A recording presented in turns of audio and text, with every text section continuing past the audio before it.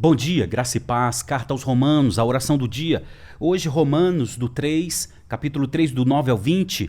Não se esqueça, nós estamos naquela grande sessão do Romanos 1, 18 até agora, finalizando Romanos 3, 20. Nessa grande sessão tem três partes. A primeira, nessa grande sessão, Paulo fala a respeito do problema humano, que é a sua rebelião, ou seja, seu estado pecaminoso, sua natureza pecaminosa e os seus atos de pecado. Não é? Uma pessoa rebelde pratica atos rebeldes. Um pecador pratica pecados. É isso que Paulo está mostrando como o grande problema humano. E aí, nessa grande sessão, de Romanos 1,18 até o Romanos 3,20, essas três partes, na primeira parte, ali Romanos do 18, no primeiro capítulo, do 18 até o final do capítulo, a primeira parte fala do homem pagão pecador do mundo romano. Na segunda parte, que foi ontem, do Romanos 2:1 até Romanos 3:8, né? Fala do homem pecador judeu. E agora, na terceira parte dessa grande sessão, nós vamos ver que Paulo fala de todos serem pecadores. Gente, não só do mundo romano, mas todos sem exceção, pecadores. E eu quero ler aqui agora a porção que fala, onde Paulo deixa claro, todos os humanos são pecadores. Versículo 9. Pois bem, devemos concluir que nós, judeus, somos melhores que os outros? Não, de maneira nenhuma. Pois já mostramos que todos, judeus e não judeus, estão sob o poder do pecado, ou seja, em estado de rebelião. Como afirmam as Escrituras. Agora Paulo cita um monte de porção do Antigo Testamento. Ele diz, versículo 10, como afirmam as Escrituras? Ninguém é justo, nenhum sequer. Ninguém é sábio, ninguém busca a Deus. Todos se desviaram, todos se tornaram inúteis. Ninguém faz o bem, nenhum sequer. Olha que interessante que o versículo 10 até o 12, ele está citando o Salmo 14, do 1 ao 3. E também está citando Isaías 53, do versículo 1 ao 3. E ele continua no versículo 13. Sua conversa é repulsiva, como o odor de um túmulo aberto. Sua língua é cheia de mentiras, veneno de serpente goteja de seus lábios. Perceba que aqui no versículo 13, ele cita Salmo 5, versículo 9. E também Salmo 140, versículo 3. Aí o 14, sua boca é cheia de maldição e amargura. Ele cita Salmo 10, versículo 3. E ele continua, versículo 15, apressam-se em cometer suicídio, por onde passam, deixam destruição e sofrimento, não sabem onde encontrar paz. Nessa porção do versículo 15 ao 17, ele cita Isaías 59, do 7 ao 8. E aqui, o versículo 18, ele diz, não tem o menor temor de Deus. Ele cita o Salmo 36, versículo 1. Olha que impressionante.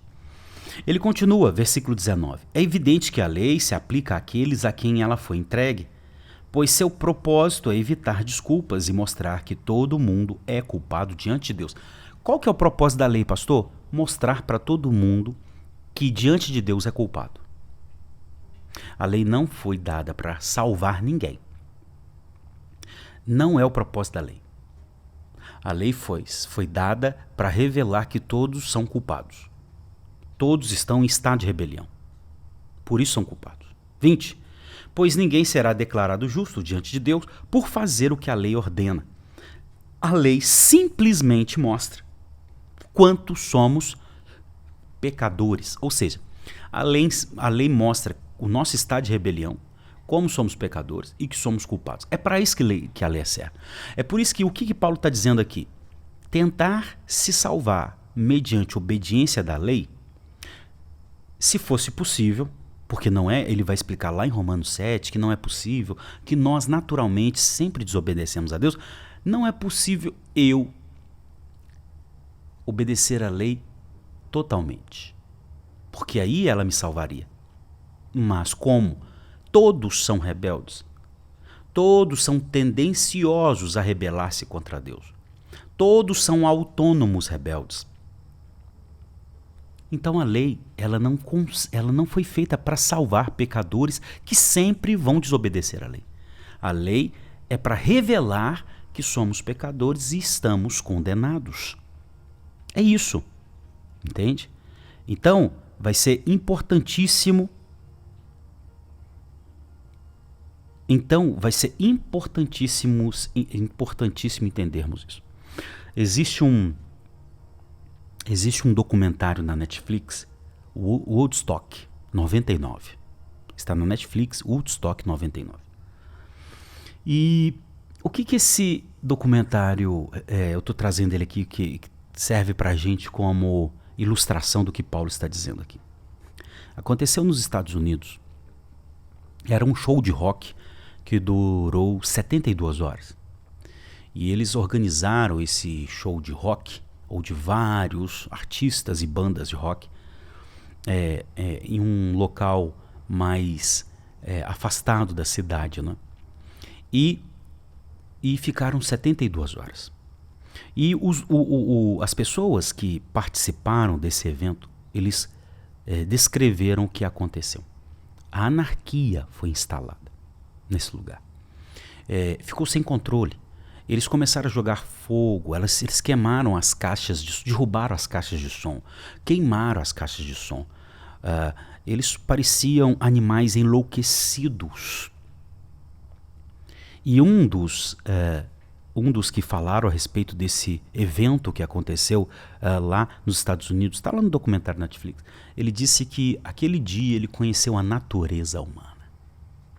Quando se falta ordem, quando é estimulado a desordem, a natureza humana ela fica totalmente desenfreada. Na verdade, a natureza humana é rebelde à ordem. Todo tipo de ordem estabelecida, mas principalmente a de Deus.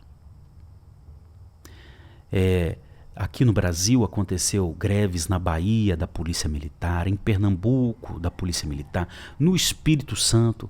Aonde esses lugares aconteceram greves da polícia, houve anarquia e destruição. Na Califórnia, baixaram crimes até cometidos, furtos, né? Que até 800, 900 dólares não são mais considerados, a pessoa não é mais presa. Sabe o que está acontecendo na Califórnia hoje? Está se naturalizando os pequenos furtos. Na Argentina, está faltando abastecimento de alimentação. Sabe o que está acontecendo? Os supermercados estão sendo invadidos. Então, esse é o ser humano. Quando você tem uma oportunidade de ver até onde chega a perversidade dessa natureza, a gente se assusta. Mas naturalmente nós somos rebeldes à ordem divina antes de tudo, que é percebida em outras ordens aqui na Terra. Nós somos todos pecadores. Antes de tudo, somos todos rebeldes a Deus. Somos autônomos. A primeira porção, essa primeira sessão, de Romanos 1,18 até Romanos 3,20, só revela isso pra gente. Nós somos pecadores. Pastor, eu não sou pecador não, pastor. Eu nunca traí minha esposa, nunca roubei, nunca matei. Então, o termo pecado ficou limitado demais. Pecado não é só isso. Na verdade, pecado, ele é, antes de tudo, o estado de rebelião do meu ser contra Deus. Depois, pecados, no plural, é as práticas, sentimentos e pensamentos vindo disso. Amém? Então tem o pecado, que é a minha natureza rebelde, e tem os pecados, que são as práticas dessa natureza rebelde. Todos nós somos pecadores. Esse é o problema humano. Certa vez me disseram, mas se Deus é tão bom, por que ele não acaba com a fome na África? E eu disse para essa pessoa, ele não falou assim, ele falou, por que ele não transforma pedras em pães lá na África e mata a fome de todas as pessoas da África? Isso é E eu disse assim, o estado, o problema, a raiz do problema do mal dos seres humanos é que sua natureza é rebelde contra Deus. Sabe o que ia acontecer? Vamos supor que Deus decidisse, a partir de agora todas as pedras na África vão se transformar em alimento. Vão se transformar em cesta básica. Sabe o que ia acontecer? Algumas pessoas iriam cercar seus territórios, colocar cerca, iriam se armar, iriam começar a vender aquelas cestas para os seus irmãos pobres. Por quê? O problema da fome, antes de tudo, está na natureza rebelde dos seres humanos contra Deus. Esse é o grande problema humano. Por isso que todos, sem exceção, são pecadores. Amém? Pastor, e tem solução para isso? Tem. A gente vai na semana que vem mostrar a solução que o apóstolo Paulo traz para o problema humano. Amém?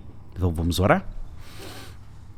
Senhor, entendemos, somos pecadores, ou seja, somos autônomos, viramos as costas para o Senhor. E cada vez que nós que viramos as costas para o Senhor, damos passos longe do Senhor, mais perverso nos tornamos. E eu digo nós, eu digo a raça humana, os humanos. Sim, ó Deus, começou lá no Éden, quando o nosso representante, Adão, virou as costas para o Senhor. E a partir de então, a humanidade tem dado passos cada vez mais distantes do Senhor. Rebeldes somos, autônomos. E essa autonomia gera atitudes pecadoras. Uma mais horrenda do que a outra. Mas, Senhor, bendito seja o Senhor, que decidiu mudar o estado do nosso coração. Decidiu mudar a nossa situação. Enviando Jesus para morrer na cruz e mudar a nossa história, o nosso estado. Bendito seja o Senhor. Ó Deus, que essa mãe que está me ouvindo, ela entenda o evangelho e comece agora a pregar para os seus filhos, a vovó para os seus netos, os tios e tias para os seus sobrinhos, os amigos para os seus amigos. Ó Deus, que toda essa revelação ela comece a ser transmitida hoje mesmo para amigos e familiares. E que o Senhor, por Jesus Cristo, salve muitas pessoas. Essa é a minha oração. Peço a Deus que uma das consequências da rebelião no Éden foi enfermidades, tragédias. Senhor, o milagre para essa pessoa que está enferma. Pedimos, ó Deus, a libertação para essa pessoa que está escrava por correntes demoníacas. Em o nome de Jesus, peço sabedoria aos pais, maturidade aos casais. Força para esse irmão, uma renovação espiritual, uma experiência com o Espírito Santo.